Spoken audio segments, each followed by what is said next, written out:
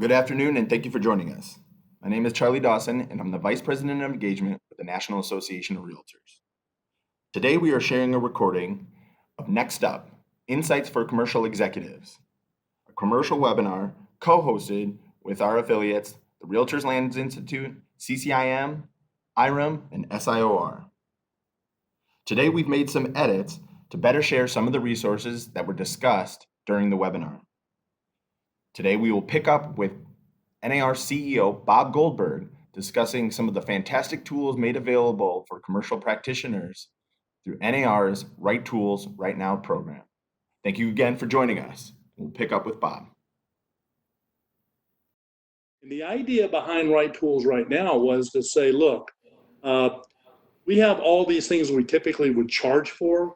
Let's make these available for free or at significant discounts for our commercial practitioners and our residential members, or whatever special business that our members do, helping them take advantage of it. So we've had well over 30,000+ members in just 2 weeks already jump on the bandwagon of this, saving about $3.5 million. That's how much money would have been collected had we been saying the toll booth was on.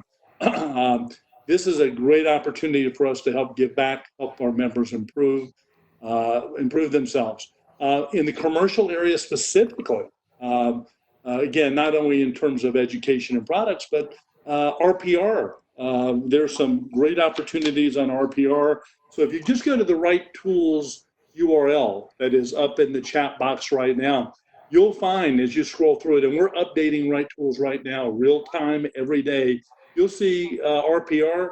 Click on that because there's special incentives and benefits of programs that we're making available through RPR's product area just for commercial practitioners.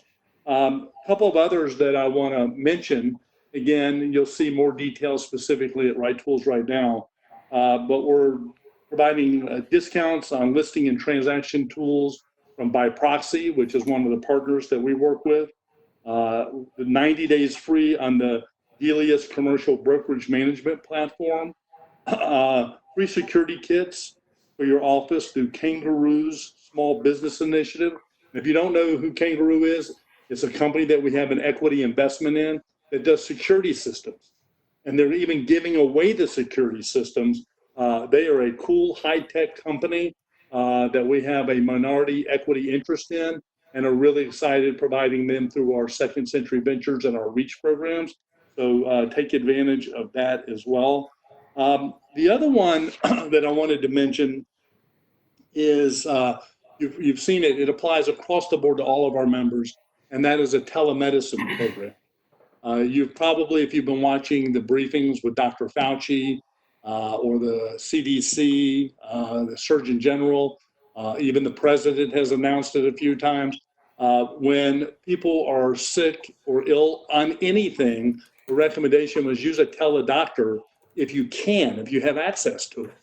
And so what NAR did, and our leadership team with agreement with NAR's finance committee, is we have provided 2 months free for our members of a telemed program for them and their families. So all of you that are participating, you and your families can sign up for telemed, 24/7 access to physicians. 2,300 of them, in fact, participate in this program, so that instead of clogging up a doctor's office or an emergency room on any issue, so it could be a sprained ankle, it could be a cold, it can be anything, and even if it has something to do, God forbid, with the virus, they will advise you of what you should do next. But if there's issues like we said, where you need an antibiotic or a prescription, they can also do that as well. We are funding that for 2 months. It is a multi-7-figure investment that we're making on behalf of our members. And then if members choose to continue to take a telemed advantage under the program we negotiated, usually it's $15 a family per month. We negotiated it down to $7 per member for their families. It is totally, like we said, an optional program. NAR makes no money on this. It is not an affinity program where we're trying to make any dollars. Clearly, the health and welfare of our members is the most primary importance of what we're all about. So if you haven't taken advantage of it, you may have seen in all the material that today was the last day to sign up. We've been promoting it for almost 2 weeks. April 15th was the dates that you had to commit by. Because we've had tens of thousands of members and their families already now participating, we've agreed to extend this through the end of May for registration. So there'll be some more time and opportunity for that. And so it's nar.realtor/telemedicine that you can also find that directly as well. And lastly, and then I'll close it with this. And you're going to hear many updates today from my advocacy team. They have been working relentless over the last, they work relentless anyway, but especially in the last 4.5 weeks when the pandemic came to town. Many of the components that you're going to hear about in the CARES program, because I know many of you have questions on that, but know that your NAR advocacy team, based on the relationships that we have with members of Congress on both the House and the Senate side, the regulators, the administration, the Treasury Department, the Labor Department, the reason that so many things have been favorable towards our independent contractors, to our commercial practitioners, which we'll talk about things that are involved with the SBA loans, pandemic unemployment insurance, or because of NAR not just sending letters, but being the largest voice for independent contractors in this country, we have actually been engaged with those legislators directly in meetings and on the phone to make sure that we're being represented. So when you hear some of these things, and we talk about the value of the dues dollars going back to our commercial practitioners and our residential, just the changes that we helped drive and were instrumental in on just pandemic unemployment insurance pays for NAR and every one of your dues for years based on the value that the fact that typical unemployment insurance wasn't available, but PUA, pandemic employment, is being funded by the feds through the states. So we'll talk about that as well, I'm sure, with the updates. But I just want to close with, we certainly recognize and understand the trials and tribulations that our members are going through. Know that we're here real time, still focused, members first, and we'll continue to double down on that. All 350 plus NAR employees are fully deployed, including those in our call centers in Nebraska, as well as in Chicago. So we're here to help. Let me just advise everybody, Charlie, if you guys could post in the chat box our 1-800 hotline that you can call. It also has information on COVID that you can go retrieve, or what we're doing on our advocacy side. And we also have a text number, COVID-19 3 something, which I don't have in front of me right now. But we'll put that in the box as well, where you can get real-time updates from NAR about changes as we learn, because some of this is a moving target dealing with the feds and the Treasury on the CARES Act, but we're front and center with that. So that's all I have. If there's any specific questions, put them in the chat box. Charlie will get to them at some point. And again, appreciate everything you guys are doing. Great. Thank you, Bob. Yes, everybody can see in the chat box. We'll include links for Right Tools right now. Also included as part of that will be information and details on the hotline that Bob mentioned and the text code for that for additional information. Bob, really very much appreciate your time. Everybody will, as I said, will see it in the chat box, but you'll also see details of the resources Bob mentioned with respect to FAQs, application links, and other things we'll discuss today in an email for all registered attendees. Feel free to use the chat function to ask questions of the panelists as we go along. And also one plug that I want to do is please follow Bob, one of the most active CEOs on social channels, posts a lot of great information about what's going on with NAR and engages whenever he can. Sometimes we have to tell him to stop, but nevertheless, he's on there, LinkedIn, Facebook, you'll be able to find him. So Bob, thank you again, I appreciate it. Hey, at least I don't tweet like someone else we know, but I am all over social media, real time, all the time. Text me, email me, Facebook, LinkedIn. We're here to help. Got it. Thank you. So now on to advocacy. As Bob mentioned, as I mentioned, NAR and our other commercial organizations have produced many resources, including comprehensive FAQs about the CARES Act, SBA loan programs, etc. And we'll have those links posted in the chat box, and we'll email them after today's webinar. Today, I've asked three of our colleagues to join us, Megan Booth, Aaron Stackley, and Evan Lydiard, to provide some of the latest updates from DC. They have really done, as Bob mentioned, phenomenal work on behalf of our industry. So thank you all for joining and for the updates. With that, I am going to ask Evan Lydiard to start, who works on tax policy for us. Evan, you've provided some really great updates in the FAQs and what we have, and there's a lot of resources that we'll post in there. And I was wondering if you could give us at least a quick overview of some of the great tax changes from the CARES Act, but something specifically related to some deadline changes that we saw with respect to 1031s and opportunity zones, which I know is very much of interest to our commercial membership.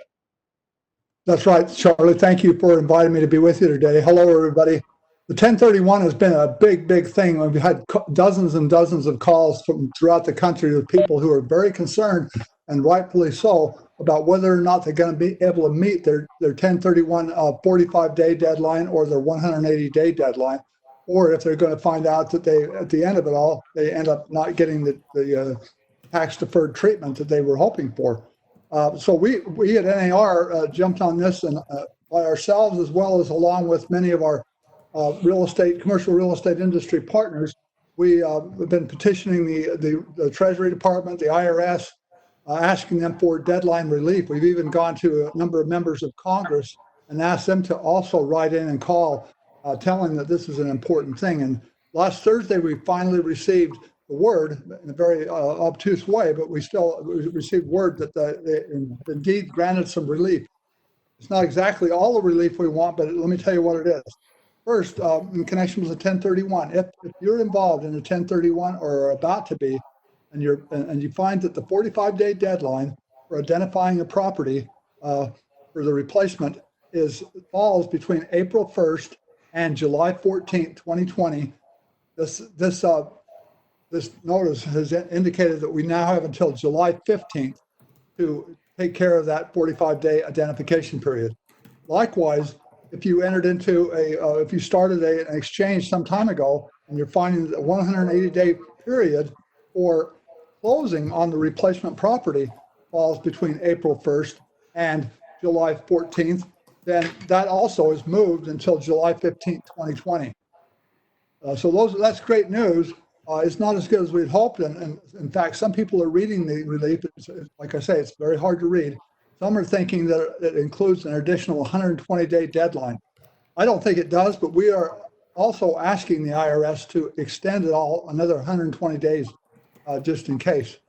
And I'm hoping so. And we're asking for relief for those who happen to have had a like-kind exchange that fell before April 1st, because as you know, the coronavirus crisis started in March.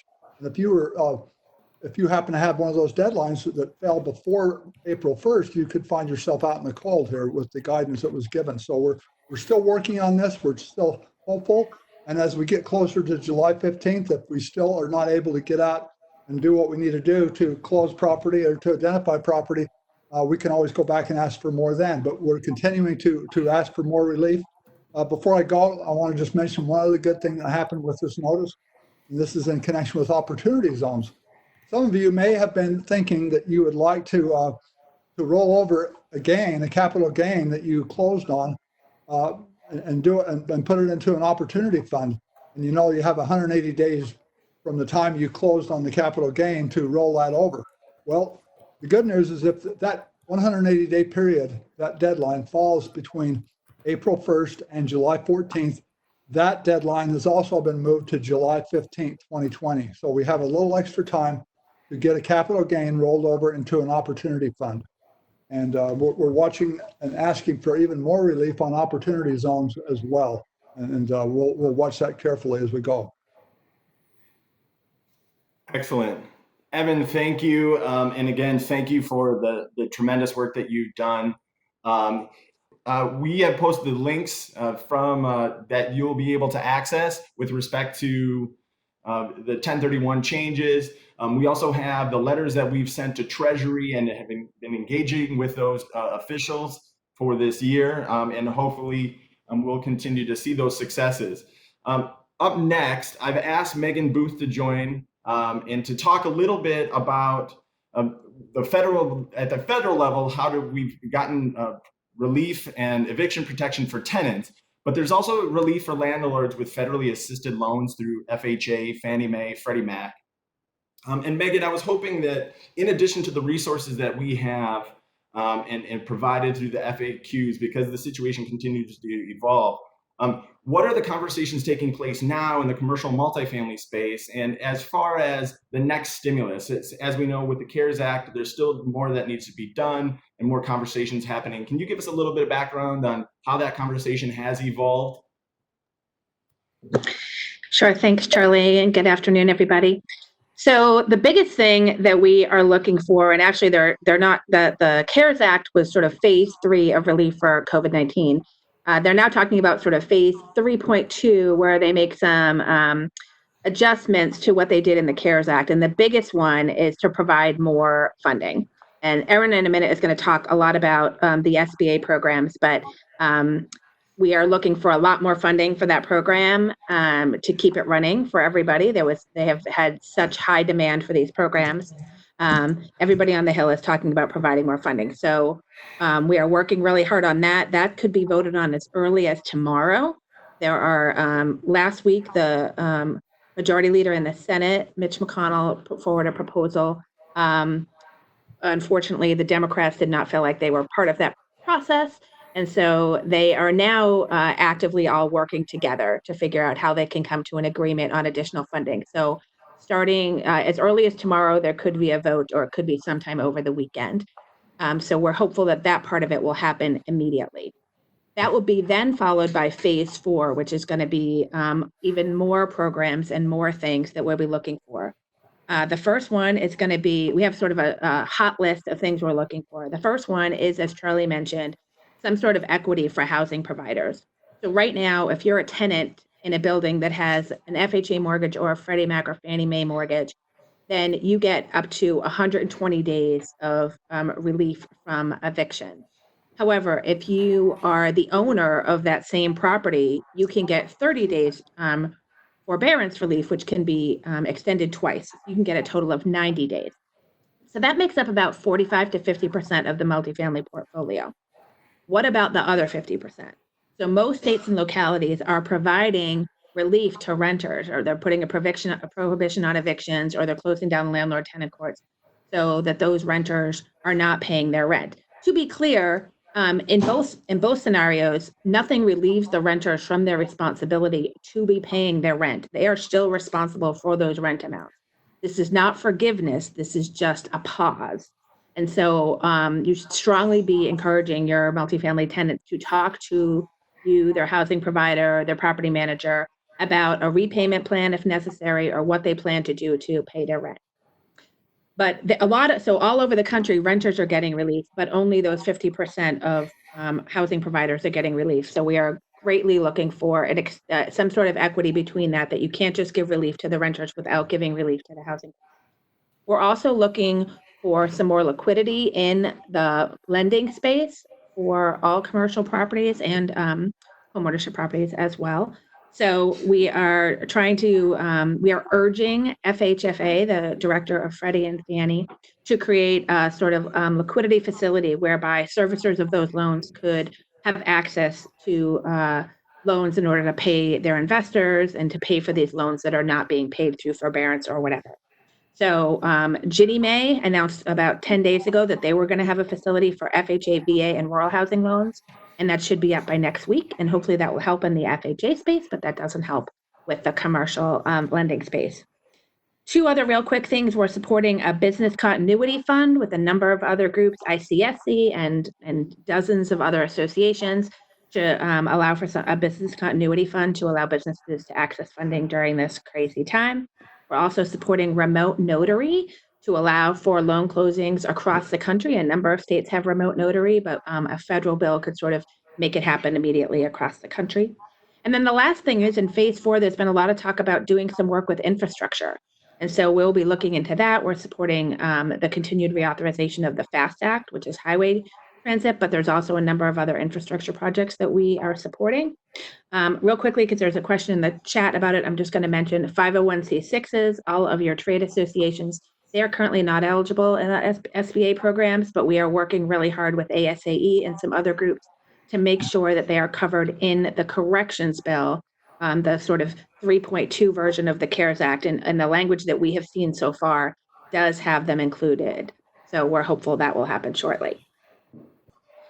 Great. Thank you, Megan. Very much appreciate it. And again, very much appreciate your work. I know that we are getting a lot of questions as it relates to multifamily and dealing with landlords and how we navigate that situation. So it's very helpful. And next up, and I know we have several questions about it. I would say it's probably one of the signature victories for small businesses in this time.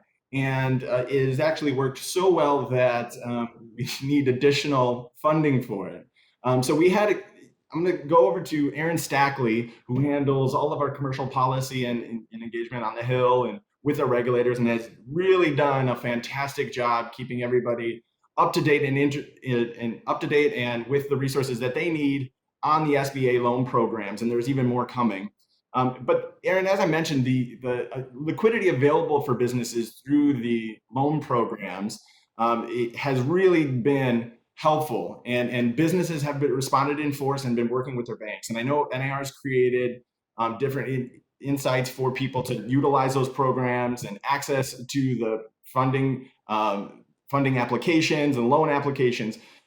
But considering the conversations that are happening and what Megan mentioned, can you give us some insights on what comes next for these programs and how people are utilizing it? I know some people have had success, and while others are still looking for ways in which they'll be able to access this funding for small businesses. Happy to. And what comes next is more money, hopefully. So hopefully you all are at least surface level familiar with the two programs that the CARES Act created through the SBA to provide relief for small businesses. The first is the Paycheck Protection Program loan, wherein a small business can get up to 250% of its monthly average payroll costs to use towards paying employees, keeping them on staff, and other business-related costs. Independent contractors, sole proprietors, and the self-employed are also eligible for these loans. Then the other new program that they created was the Economic Injury Disaster Loan Advance Grant. Economic injury disaster loans already existed within the SBA. What the CARES Act did was create an advance grant program, which is supposed to provide up to $10,000 in advance funds for businesses, which can be forgivable if used for an eligible use. Those eligible uses are, again, payroll costs, mortgage, rent, and other debts that had been incurred before February 15th. All of this information is included in NAR's FAQ, which I posted a link to in the chat. You can find that there. We are updating this regularly. The SBA has provided guidance, which sort of filled in a lot of the gaps in these programs in, I would say, drips and drabs throughout the past few weeks. So we've had to do a lot of updating, but it's helping to really fill in the big picture here. Both the PPP loan program and the $10,000 advance grant are forgivable. I should note that that $10,000 advance grant, the SBA has recently announced that is dependent upon how many employees you have. So you can get $1,000 per employee. Independent contractors count as a single employee, up to $10,000. So both those loan programs are forgivable if you meet all the requirements. You can get both of them. But if you get both of them, you have to subtract the EIDL advance grant from the Paycheck Protection Program forgivable amount. So what's going on with these? There's been a lot of confusion about who gets these and how the lenders are applying them. The biggest issue has been we have too many people demanding them, or too many people. The demand is so high that the lenders are not able to accommodate all of the requests that they're getting. So a lot of them are telling applicants that they are only working with existing clients. This has been a real source of frustration for NAR members as well as small businesses around the country. And so we have been tracking this. You can find in the FAQ where to find an SBA lender, as well as a small business development center, which is there to help you navigate these programs. In addition, there's been some confusion with lenders about applying the rules for independent contractors. Just yesterday afternoon, we got new guidance from the SBA on how the program does work with independent contractors. And so hopefully that clarifies some of that confusion. The FAQs have been updated with that information and linked to that guidance. As I mentioned, the next thing that we're looking for is more money. There were about $360 billion appropriated in the CARES Act for both of these programs, and you're hearing that the funding is running low because of the high demand. So there is a movement which NAR is at the front of to get more funding for these programs. Congress is not scheduled to come back into session until May 4th. This is something that can be done without them actually having to physically be in DC. So we're hoping to see some movement on that within this week, early next week. I know that was really high level, but you can find a lot more information in the FAQs that we have, and we're working to create more specific resources like scenarios and flowcharts for our members so they can see a graphic or they can try to plug their own situation into an example. And I also encourage you all, you can obviously use these for yourself, but you can also be a resource to your clients. If they are small businesses who are struggling to make it through, this can be a way that you can be an additional help to them and provide resources that they may not be getting elsewhere. So I encourage you to share these resources with any of your clients or business partners that may benefit from them. Thank you. Aaron, thank you. Again, phenomenal work. I know exactly, how long and how many hours you've been putting onto it. So I think you definitely deserve a round of applause for this. Thank you. And all of the resources that you've been creating and making sure that our members have access to. Again, thank you to all of our advocacy colleagues for the updates. We will be posting that information as attached to the email to all registered participants. You'll be able to see that. We'll also have contact information if you have particular questions that go into that. And as Aaron mentioned, we are also producing additional resources that you should be able to understand some of the individual scenarios that may help you navigate these situations. Next up, I've asked Charlie Lee from NAR's Legal Affairs team to give us some background and discuss some of the legal and transaction trends we are seeing in the commercial space. And Charlie, I think that I've heard from many commercial executives is just how quickly these conversations and transaction and practices have evolved. So Mr. Lee, thank you for joining us. Any insights you can have, and again, thank you for your time. Hi, everyone. I hope you're well as can be and maintaining your sanity or some semblance of it. I'm going to discuss some of the legal issues that are arising in commercial transactions due to the pandemic. I've broken the information down into 3 simple steps to help you think through it. The 3 steps are review, assess, and then plan and communicate. So the first step is review. You want to review your legal documents, your contracts, particularly your leases, to know what provisions may come into effect and what rights are going to be triggered. 4 provisions that you want to pay particular attention to are force majeure, anything regarding essential services, and then casualty and eminent domain and condemnation. So with the force majeure provision, this generally is a provision that's intended to address unforeseeable circumstances that prevent a party from being able to fulfill the contract. The question with this provision with regards to the COVID-19 pandemic is whether it was contemplated as an unforeseeable circumstance when you signed the agreement and whether the party had no ability to avoid or mitigate the effects. Things you'll want to look for in the contract language are words like epidemic, quarantine, pandemic, or acts of government. If you see that, then the likelihood of it being applicable is strong. If the provision is written in a way that it's broad and general, it also may be applicable, but ultimately this will depend on the language and its interpretation. And since there isn't much legal precedent to draw from, if there is any ambiguity, it likely will end up having to go to the courts for a resolution.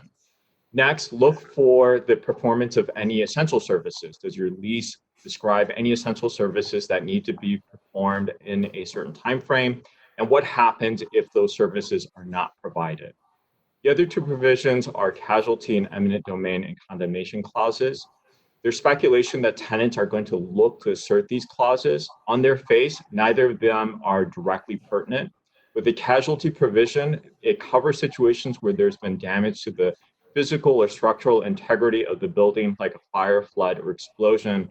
And while a pandemic isn't usually considered similar to a fire or flood, tenants may look to assert this clause by arguing that the lease space was prevented or affected by the contamination. With eminent domain and condemnation, tenants may look to argue that state executive orders of shelters in place and lockdowns have constituted taking. And the challenge with this argument is that the effects of these orders is not permanent. And so any relief that can be provided through this provision would be partial. But with both these provisions, they're theoretical. And so if they're asserted, it's highly likely that it's going to have to be litigated and then decided in court. With these provisions, what you'll need to know is what rights are triggered. So does it provide the tenant a right to delay performance, such as waiting to pay rent until after the pandemic is over? Does it excuse performance, meaning the tenant gets a rent waiver while the pandemic is ongoing? Or does the provision give the tenant the right to terminate the lease? These rights have different implications, so the information is important for your decision-making process. The next step is to assess the potential issues. So as landlords, you have your own financial responsibilities, and it's just not practical to grant tenants every relief and assistance they're requesting.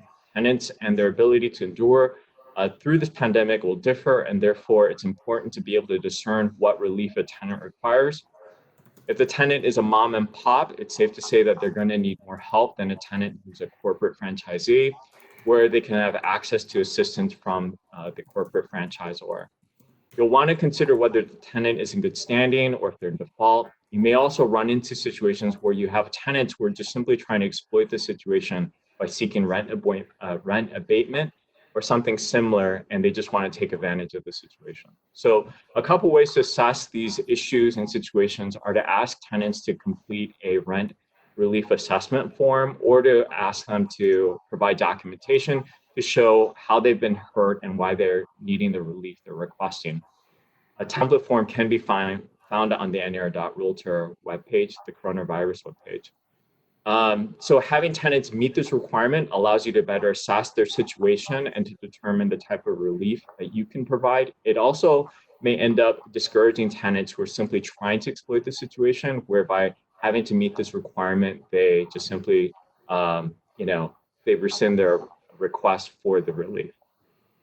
Also, as a part of your assessment, you'll want to know if you're in a state or in a city where your government has issued a commercial eviction moratorium, since this will affect your leverage and negotiation options. So the last step is to plan and communicate. With a landscape that's rapidly changing, it's important to plan how you can navigate through these issues. Come up with a plan on how to help your tenants work through these situations. The plan could include providing them information about government relief programs like you've heard about, or that are offered on the federal or state level. It could also include providing creative ways to help continue their business operations. So for example, if a tenant is a restaurant, you could help them with marketing the fact that they're still open and they can provide takeout and delivery. In terms of relief, consider alternatives to rent abatement. Some possibilities are rent deferment, rent amortization, or extended lease to account for the unpaid periods. You may also want to reach out to other landlords to learn how they're choosing to handle similar situations. And then once you have a plan, you want to be proactive in communicating with your tenant. Be sure to speak with them sooner than later. Your tenant may be more agreeable to any proposed solution, and they may just appreciate the fact that you're trying to work with them and to help them survive these challenging times. Lastly, having the right information is important now more than ever. You've heard about all the different resources that are provided on the NAR website and also by affiliates. There are links in the chat box. And so You'll find timely videos, articles, and podcasts, and this will help you stay current and in the know, and this will enable you making smart decisions. So that's it. So I'll pass it back to you. Charlie, thank you very much for all of that information. It is really phenomenal. I will say it's always fun to have the attorneys come on and really explain all the things that are happening from a legal perspective when you're talking about having to stay in place, shelter in place, and lockdown. I'm glad that that has become something that you really know about as a participant and also from the commercial side of things. So thank you again. Everybody, as we've been saying throughout this, you will receive an email with the resources that Charlie Lee mentioned, what we heard from Advocacy, as well as Bob, NAR team, and rest of our affiliates and CEOs, all that are participating in today have been posting great links there. And as we mentioned, you'll have access to those afterwards. So next up, what I wanted to do and why we started this is that we wanted to get some perspective for all the practitioners that are out there and around the country dealing with different issues. And so NAR, along with CCIM, IREM, SIOR, RLI, we've worked very hard to get this information out to members and make sure that we're providing it as in a way that you can help business continuity and continue to do things in the marketplace as you're preparing for what comes past this. And so today we're asking to highlight four commercial executives representing our organizations to provide insights on today's market and navigating that, as well as ways in which they're preparing for the coming months. So today with me, we have Mark Duclos, President of Century Commercial, Chip Watts, President of Watts Realty, Cynthia Shelton, Managing Director of LandQuest, and Mike Schoonover from JL Scott. So thank you all for joining us today, and thank you all for spending the time to connect with our commercial members and other commercial executives on this. And where I want to start with this is something that I think we've all talked about because we've been prepping for this for so long. And this is April, and now we're at April 15th, and expectations versus reality. So in March, this is when this started. Different states started having shelter-in-place orders. Conversations about legislation in DC started happening. Now that it's April 15th, I want to ask each of you, how has April played out in the last 2 weeks versus your expectations started going into April 1, what was going to happen? So with that, if we can, I'm going to ask Mark for you to start, and we'll go from there. Thanks, Charlie. Thanks for having me. And before we get going, I just wanted to thank NAR, all of you, for your guidance through this. It's been tough times.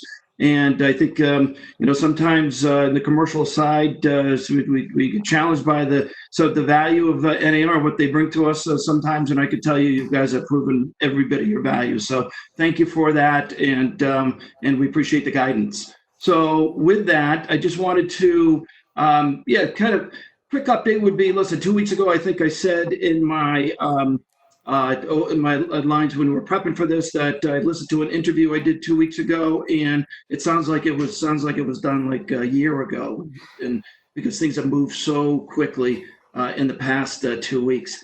I'm not sure that we had really any expectations on April 1. I think the flames were burning and everybody was just trying to put the fire out. And so I think what's happened now is the flames have kind of doused, these companies we have winners and we have losers in this whole scenario. The losers were certainly trying to figure out where they stood, PPP applications and all that stuff that they had to deal with, employee benefits that they had to deal with. The winners were dealing with supply chain and things like that, and broken supply chains. And so I think what we found now is that dust is kind of settled. And now people have gotten their feet underneath them a little bit. And there's a little more clarity. You're starting to see some announcements for companies that are regions that are starting to get back out on the street. Germany just announced today that they have a back on the street plan. And I'm in New England, and we're starting to see those plans starting to emerge as well. So people feel a little more comfortable, a little more clarity that can bring, and it's not total clarity, right? But that clarity can bring good news and bad news. The good news is the clarity. The bad news is now they kind of know where they're going. And that could mean, deals that they were going to do might be deals that they're no longer can do. And the other side is there's deals that they weren't going to do that maybe with the clarity they're willing to move forward on. And so, we've had transactions that have fallen apart that we didn't think were going to fall apart. And we've had transactions go together that we didn't think were going to go together. So that'll continue. And I'm sure in another 2 weeks, we'll be sitting here with another quick 2-week update and saying, who would have thought?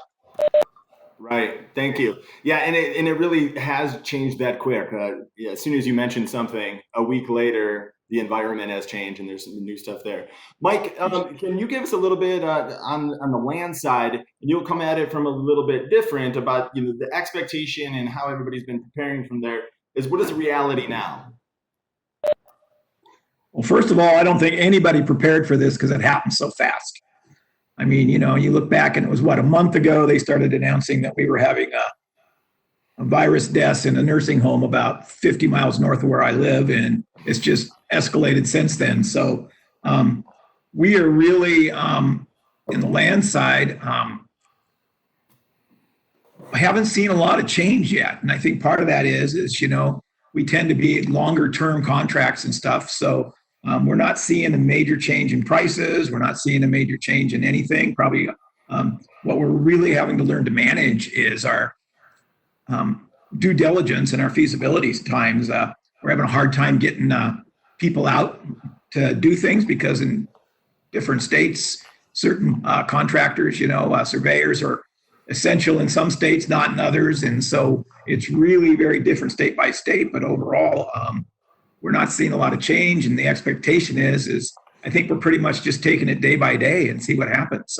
It sounds like we're starting to hear some good news nationally. And the governors, here on the West Coast, they've all banded together to go up and down the West Coast to be united. And I think that'll help us with our market and stabilize it a little bit. Thank you. Cynthia, in the retail space, if I can ask you to stick there, the expectations going in and then the news coming, after April 1st into April 15th, how has that changed? Or is it right where things have been in terms of your expectations?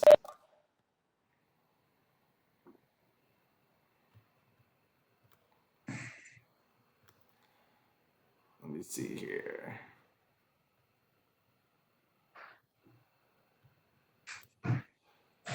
And delivery. Am I on? Yep. Can you hear me? Yep. I assume you can. Okay, good. And so with that, when you start shutting down restaurants, other retailers are shut down. And in shopping centers and strip centers, all of a sudden deals started falling apart. So personally, I had one fell apart because the financing, a national bank would not lend on that retail center. And so with that, the buyer got cold feet and he was in his due diligence, so he walked away. My deals are shorter than Mike's are. So at the end of that, then you took and you say, okay, what is going on with the other parts of retail? Well, I had another one that's a redevelopment play.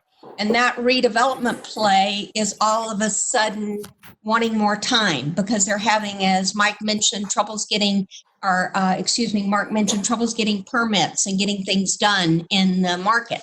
So I think there's been a lot more drastic changes, in my opinion, quicker, faster in the last 2 weeks in the retail sector, maybe the multifamily, which Chip will talk about, but I think you've seen a lot more action, things retrading, things extending, and a lot of letters, and we're going to be hitting on that in a few minutes, coming from tenants requesting free rent. So we'll chat about that later.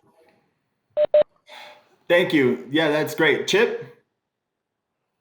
Sure. As a property manager, we're caught in between, and all this started back in mid-March. So the biggest time period for us in the property management field is that time period from the 1st of the month to the 10th of the month. That's when the rents are due. We were expecting the worst. We prepared for the worst, so to say, and we're hoping for the best. And honestly, as it came through, we know that our residential collections and nationally through NMHC actually put out some points there. is that we saw a delinquency rate that just kind of shifted by 12% downward over the month of April for residential. In our own records, when we were starting to look at what was happening for commercial collections, our commercial collections are more closer to the 35% delinquency rate than the residential. So we're getting hit a little bit more harder on the commercial than we anticipated and than we hoped. But residential seems to be falling out right now. Now, the longer that we're going with these issues with being shut down, we will see how that happens for May. I think we'll see a little bit higher delinquency rate in May. And that's really going to impact those of us who are third-party managers, because we normally generate our income based off the rental collections we generate. So our payroll is based on the rent we bring in. We'll have to see how that goes for May. April did better than we anticipated. May do worse. We'll just have to see how it goes. Thank you. No, that's great. And I think that's where we've tried to figure out where and how the pandemic has played out differently across the property sectors. And what I think would be helpful quickly, Cynthia, if you want to start, we were starting to get into it a little bit, but what are the conversations with tenants, landlords, lenders, and other parties like? And are those, does it depend on what the debt situation is like and where it's coming from? In the retail space, what are the specific conversations that are happening right now, and how are you dealing with that as we move into May? One of the things I could say is communicate, and oh, by the way, communicate with your tenants. If you're the landlord, or I'm representing some landlords and I'm calling the tenants for him, with the lenders, with the attorneys that are sending the default letters. Because what's happened, as you guys know, even though you're trying to be nice about it and say, let's find a way to work through this, you first have to stick by what the law says. And it was mentioned earlier that by the other Charlie, that in fact we have to have stick by our rules. And so it's hard because you're trying to be nice. But what we're finding is tenants are asking for free rent, period. Some of them have said, let's add it to the back end. Some have asked for 3 months. Some have asked for 4. Some of them are not even communicating. And to be honest with you, a couple of them have paid their rent for April, but have come back now and asking for May, June, July. With that, to add to that, then you need to contact your lenders. Many of the lenders are offering forbearance. They'll either do interest only, or they're going to do free months, whether it's 3 months, 6 months, 2 months, 1 month, in some manner. But they're wanting some of the details that Charlie mentioned earlier, that there's a form that you can send to the tenants, and I didn't even know about that. So that's a good source for me to be able to ask them for some additional information to be able to present to your lender. So at the end of the day, they're asking for free rent. Some of them even in stores, believe it or not, a national company, I will not tell you the name, but a national company asked for free rent after they paid us percentage rents because the store had done so well. But their other operations aren't. So there's all kinds of things going on. It's a matter now of, can you work with them and communicate as to what the best resources, best ways to get through this are. Great. Chip, is that similar in the property management space? I mean, these conversations, are they different? They are all across the board, and property managers, we're the middleman. We're caught between a rock and a hard place at this point in time. We have our owners who have mortgages that have to be paid. We have tenants who are trying not to pay rent or trying to abate their rent or defer it. We're trying to find a good in-between spot, and it's very hard to do except on a case-by-case basis. So, for example, if we've got a medical office building owner who is the majority tenant in the medical office building, but he's shut down because he's elective surgeries. Well, he's asked for forbearance from his mortgage company, which happens to be a life company, and they've said, no, absolutely not. We're going to go to the guarantor. So he's being forced to pay rent with no income on a mortgage so he can keep that mortgage going. On the other end of the board, we've got mom and pops who are trying to stay in business. Some of them have been finding unique and different ways to do that. Some of them have gone ahead and paid rent because they know they're still on the hook for rent. But we've also had some mom and pops who have absolutely just turned in the keys and walked away, and we've had to deal with that as well. And it really depends on what our owners, our clients, have on their mortgages. Some of them may own it free and clear and be able to give that free rent or work out a deferred rent for a period of time. Others are not, and they're caught between a rock and a hard place. Yet again, we've had some others who have applied for the PPP loans and have gotten those PPP loans and go ahead and pay rent as part of that because they have their rent going to be less than 25% of that threshold PPP. So it is a case-by-case basis, and it's across the board as we're seeing it right now. Great. Mark, anything to add? Listen, Chip, we also own a property management company, and I feel for you.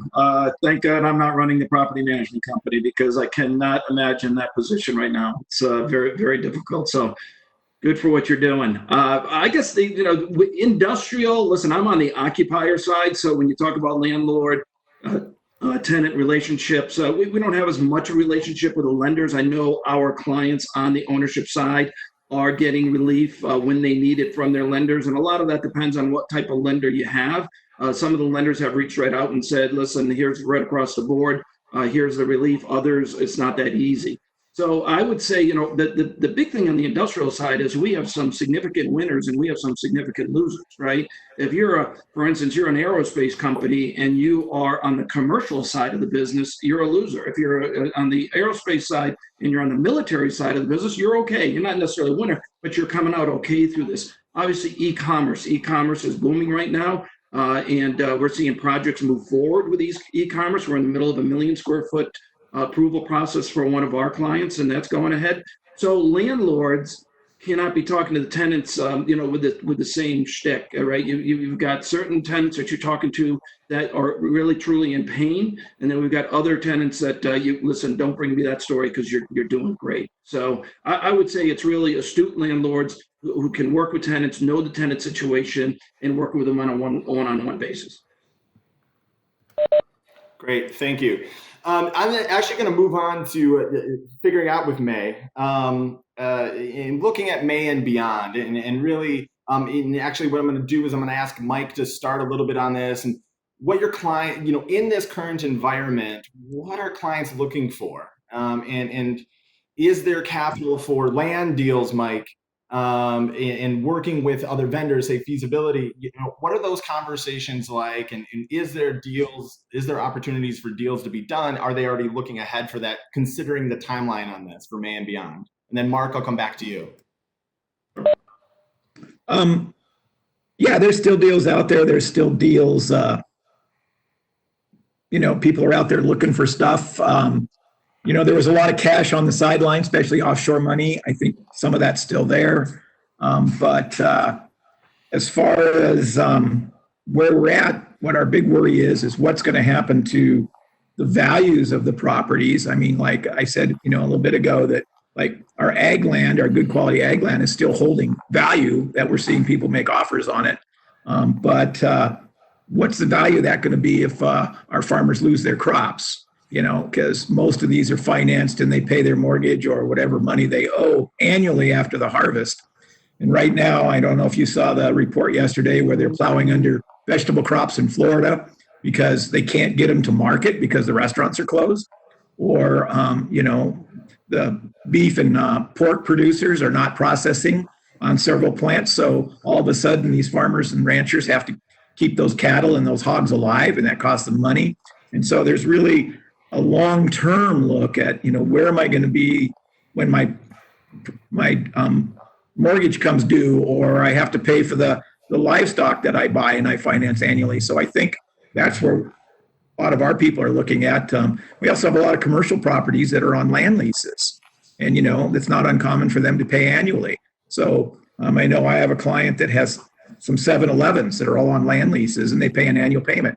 Well, 7-Eleven's not making quite the same amount of money right now.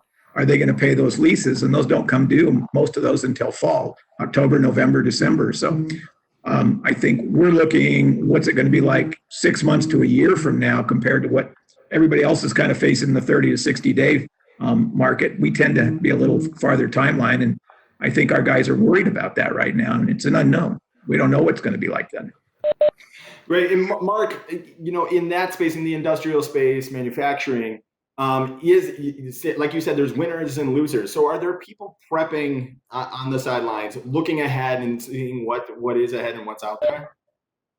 Yeah, absolutely. So you've got companies that are we've got put them in three buckets, right? So the first two buckets were the winners and losers. The winners, yeah, we've got active requirements out right now. We're working active market studies, land site studies for our clients who are looking at the possibility of opportunity. Growth. And again, not just in the e-commerce side, but food production, freezer cooler type of space. There's a huge demand for freezer cooler space, 75 million to 100 million square feet projected in the next 5 years because of the change in buyer habits. We've got clients who are saying, "Hey, Mark, give me my options on the out." Right? If we're going down, I got to know what my options are. And the third one would be clients are saying, "Hey, listen, when we open our doors full time, what's my facility going to look like? Do I need to change my office space? Do I need to change my manufacturing space? Do we need to work for social distancing? Lunch rooms, all those conference rooms, all that stuff. How do we get prepped for when we hit the street?" Great. And Chip, from on the property management side, are clients asking for anything in particular for the future? Is there a way that they're approaching, May and beyond in a different way? Well, everybody's taking a little pause here to take a look at what's happening down the road. Of course, we've got some long-term leases in place. We've got some short-term leases in place. Ultimately, some of the concerns that we're seeing is several economists that are well known have indicated that up to 25% of the small businesses could be lost through April. And if we actually stay in the social distancing shelter in place through May 31st, that could be up to a third of the small businesses across the nation could be gone. Now, on the property management side, 70% of our deals are with small mom and pop businesses. So that's really a concern as we're going down the road. And we may see some shorter term leases because of that, both landlords and tenants trying to come to an opportunity where they need to get out. Hopefully we don't see any shorter terms in 5 years or going down to 3 years, but we'll see what happens. But we have to be flexible. We'll have to see what happens. We have to see how long the shelter in place goes and see what happens with the economy. Great. Cynthia, we spoke a little bit about yesterday, people maybe well-funded coming to market looking for just straight deals. As you are preparing clients, what are they looking for this environment? Those that have capital or access to loans, where is that capital coming from and what are they looking for? Interesting. I just got off a call this morning to tell you from a potential prospective buyer in the market, and they're not just looking for that value add. Some are thinking, let's take advantage of it. I had one that offered $1 million on a $2.5 million project, and it was going to be all cash, quick close. So there's those players out there which have been mentioned, but another strategy is they're looking for some solid long-term investments that they feel will pay between a 6 and a 7% return.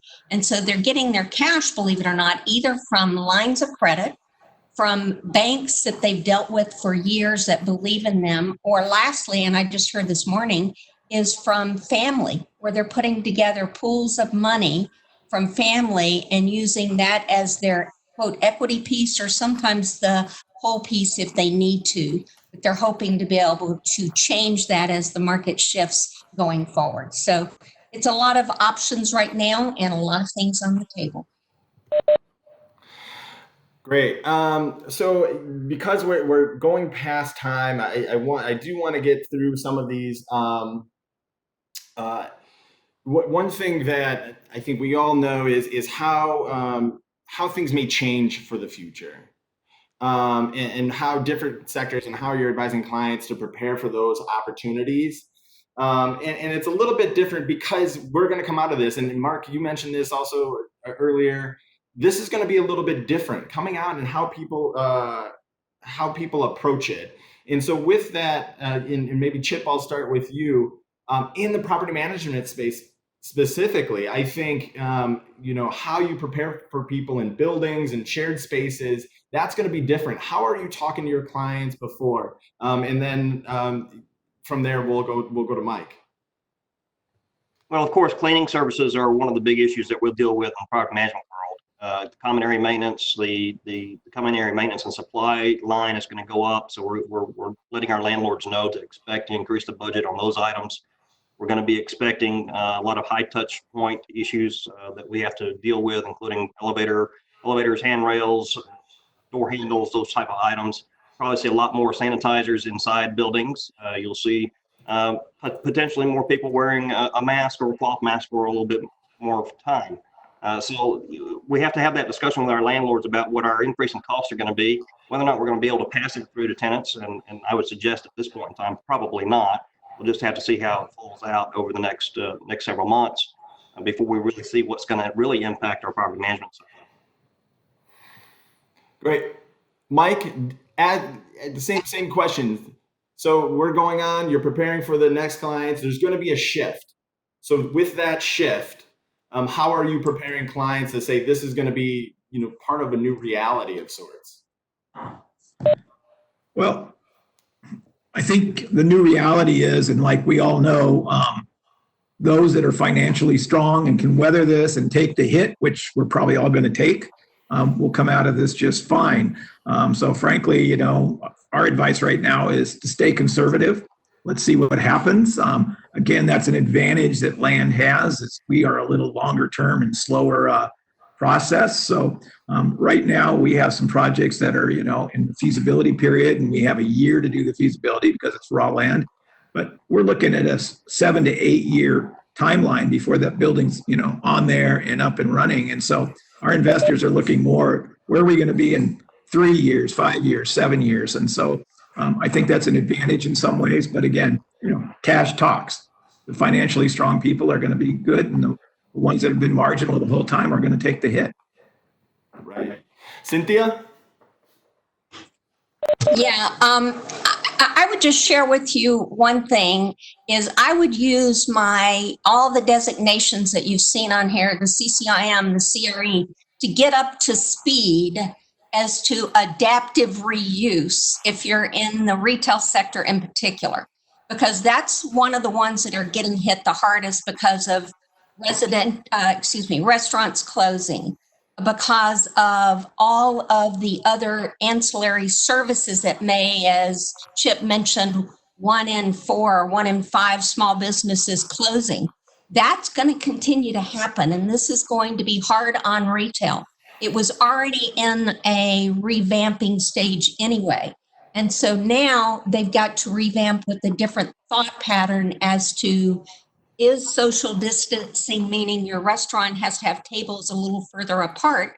Does that mean my food prices need to go up to compensate for that? So there's a whole lot of litany of things we as professionals should be looking at to be able to assist our clients in thinking forward as to what we can do differently and how they can position their businesses to be more profitable in the long term, even after this.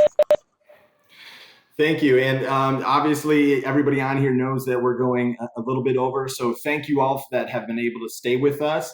Mark, I'm looking at a couple questions, but I'm going to give you the final comment here.